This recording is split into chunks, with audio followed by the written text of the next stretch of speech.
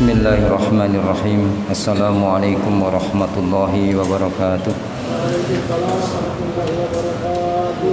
Alhamdulillahirabbil alamin. Walladzi arsala rasulahu bil huda wa dinil haqq liyudhhirahu 'ala dinil kullih walau karihal kafirun walau karihal musyrikun walau karihal munafiqun wa kafa billahi syahida. Asyhadu an la ilaha illallah wahdahu la syarika lah wa asyhadu anna Muhammadan abduhu wa rasuluh la nabiyya ba'dah. Allahumma shalli wa sallim ala asrafil anbiya'i wal mursalin nabiyina Muhammadin sallallahu alaihi wasallam wa ala alihi wa sahbihi wa man tabi'ahu bi ihsanihi ila yaumil amma ba'du. Qala Allah ta'ala fi kitabil karim. A'udzu billahi minasyaitonir rajim. Wa anfiqu mimma razaqnakum min qabli ayyatiya ahadakumul mautu fayaqula rabbi laula akhartani ila ajalin qarib fa asaddaqa wa akum minas sholihin. Shadaqallahul azim. Hadirin hadirat jamaah salat Isya, salat tarawih Masjid An-Nur Giriasi yang dimuliakan Allah Subhanahu wa taala. Alhamdulillah, senantiasa kita panjatkan puji syukur kepada Allah Subhanahu wa taala. Salawat dan salam kita sampaikan kepada uswah dan qudwah kita, yaitu Rasulullah yang mulia Nabi besar Muhammad sallallahu alaihi wasallam, serta keluarganya, para sahabatnya, umatnya yang taat yang setia dalam mengamalkan, mendakwahkan, membela, memperjuangkan risalahnya al-Islam hingga akhir zaman. Bapak dan Ibu sekalian yang dimuliakan Allah Subhanahu wa taala, melanjutkan dari apa yang saya sampaikan pada hari yang kemarin, malam yang kemarin, yaitu mengenai yaumul qiyamah, hari akhir atau hari kiamat, yang mana di dalam Al-Quran kurang lebih 20 nama yang disematkan untuk menuju kepada yaumul qiyamah atau hari akhir. Dan yang pada kali ini saya menyampaikan bahwa yaumul qiyamah juga disebut sebagai yaumul khasrah, yaitu hari penyesalan, yang mana di situ semua manusia menyesal akan perbuatannya. Sebelum berlanjut bahwa yaumil qiyamah atau hari kiamat itu kalau secara istilah ada dua, yaitu qiyamah kubro dan qiyamah sugro, atau qiyamah sugro dan qiyamah kubro. Ya, kalau qiyamah kubro yaitu qiyamah besar, itu terjadi pada kehancuran alam semesta ini. Bahkan tidak ada satu makhluk pun yang hidup. Ya, termasuk malaikat Israfil yang disuruh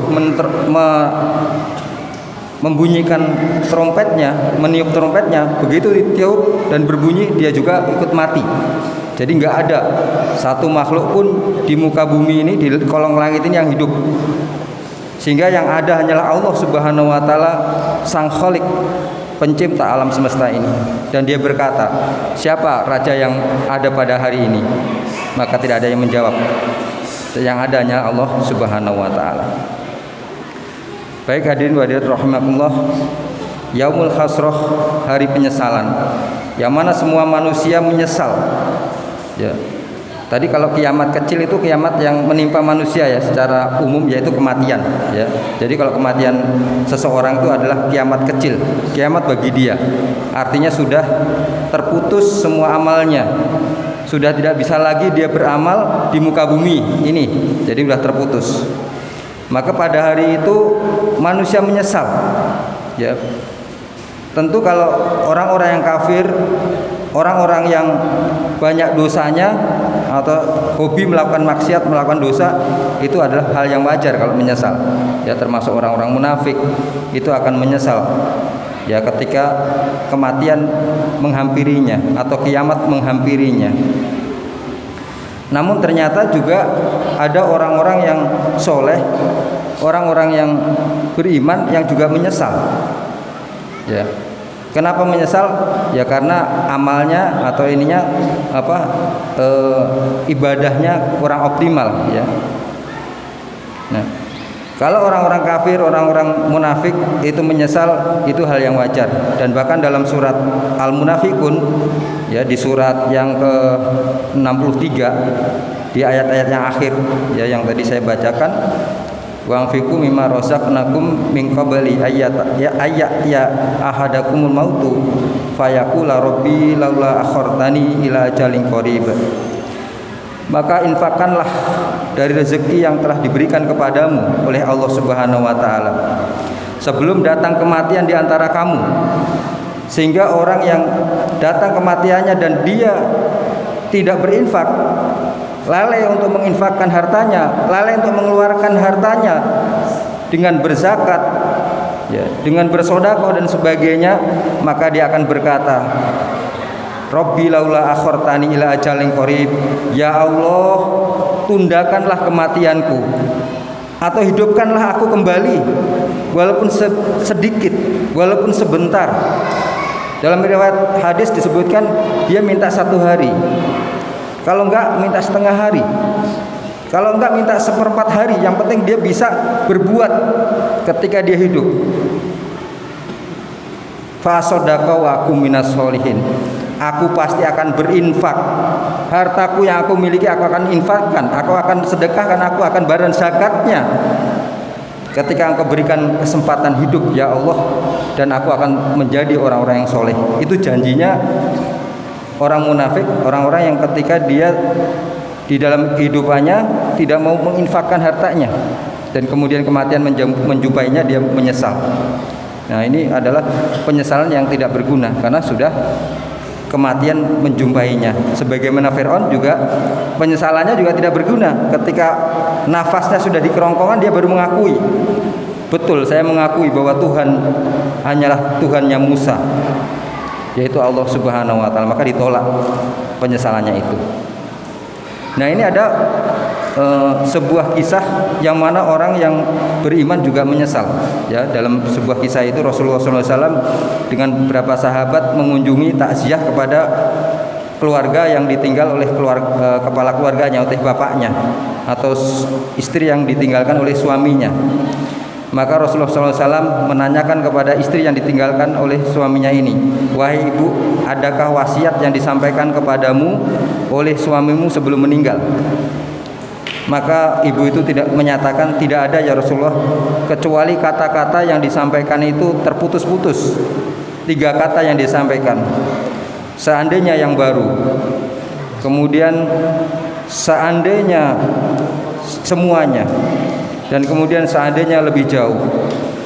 Maka Rasulullah tersenyum dan dia mengungkapkan, wahai ibu, sesungguhnya dalam kematian suamimu itu ya, suamimu dalam sakaratul maut kemudian diperlihatkan oleh Allah Subhanahu wa taala pahala yang dia lakukan, pahala dari amal yang dia lakukan.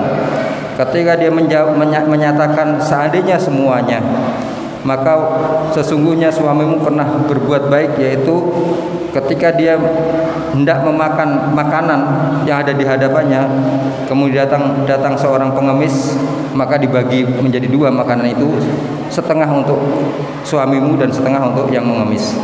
Dan ketika diperlihatkan pahalanya, maka suamimu kemudian menyesal, kenapa tidak semua? Seandainya semuanya aku berikan kepada pengemis, tentu pahala yang didapatkan lebih besar lagi. Kemudian kata yang kedua, seandainya yang baru, bahwa suamimu juga pernah berbuat kebaikan, yaitu memberikan jubah kepada seseorang ketika terjadi masa yang dingin ya. Ada orang yang tidak menggunakan jubah, sementara suamimu punya 2 jubah, yang satu yang baru yang dibeli dan satu lagi yang bekas. Maka suami memberikan yang bekas kepada orang yang memerlukan tadi, maka diperlihatkan pahalanya oleh Allah Subhanahu wa taala. Maka suami pun bergumam yang nadanya mesal, seandainya yang baru, seandainya aku berikan yang baru, tentunya pahalanya lebih besar. Kemudian juga yang ketiga, suaminya juga pernah berbuat baik, yaitu mengantarkan orang buta ke rumahnya. dan melihat pahala yang diberikan, maka suami juga menyatakan seandainya waktu itu mengantarkannya lebih jauh lagi, maka pahalanya juga lebih besar. Maka apa yang bisa kita ambil dari kisah ini, pelajaran yang kita ambil dari kisah ini adalah bagaimana penyesalan itu harus ada ketika kita masih hidup. Artinya bagaimana kemudian kita mengoptimalkan, ya. Karena tadi orang yang menyesal itu, yang dari orang mukmin ini kurang optimal, merasa kurang optimal, merasa kurang bagus yang dia lakukan. Maka kita yang masih diberikan kehidupan oleh Allah Subhanahu wa taala, mari kita maksimalkan amal-amal soleh kita. Kita maksimalkan Ramadan mumpung ini masih ada. Ini sudah 10 hari yang terakhir kita akan ditinggalkan Ramadan. Maka optimalkan Ramadan sehingga kita tidak menyesal. Karena kita nggak tahu apakah Ramadan ini Ramadan yang terakhir bagi kita atau tidak. Ya mudah-mudahan tidak. Kita masih bertemu dengan Ramadan yang akan datang. Tapi siapa yang menjamin itu semua? Tidak ada, kita tidak tahu. Maka anggaplah mungkin Ramadan ini Ramadan yang terakhir bagi kita. Maka kita optimalkan, kita perbaiki amal-amal kita di bulan Ramadan ini dengan sebaik-baiknya, sehingga kita menjadi orang yang beruntun dan mendapatkan pahala yang optimal di sisi Allah Subhanahu wa taala. Al-haqqu min rabbik fala takum minal mumtarin. Wassalamualaikum warahmatullahi wabarakatuh.